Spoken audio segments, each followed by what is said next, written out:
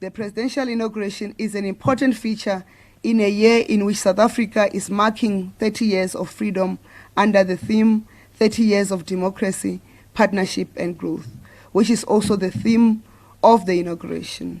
The inauguration will bring together South Africans from all backgrounds, all walks of life and political orientation, united in our diversity.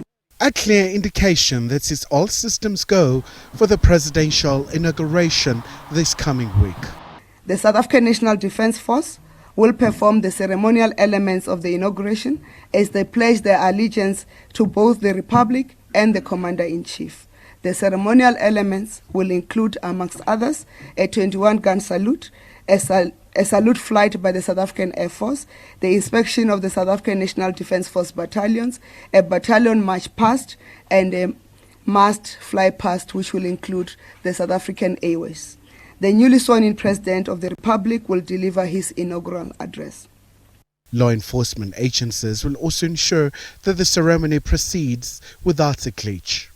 The JCPS Ministers Cluster, supported by NetJoints, and the law enforcement agencies are fully deployed to continue to ensure safety and security of all South Africans and our guests on the day and throughout the post-election phase of the country. If you look at the history coming for the 19th, there were issues that many of South Africans thought things would not happen accordingly.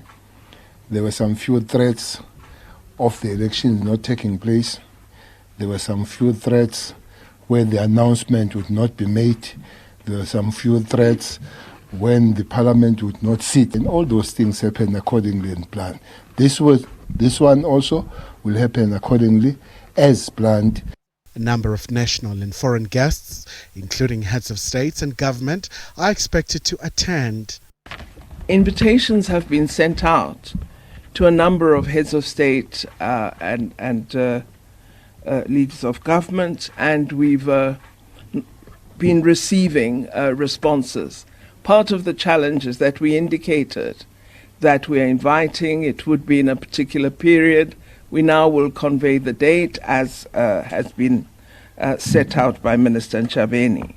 A large number of the invitations have gone to heads of state of the SADC region, Central and East Africa, as well as all the chairpersons of the regional economic bodies, and of course the chairperson of the African Union Commission, the president of the Pan-African Parliament.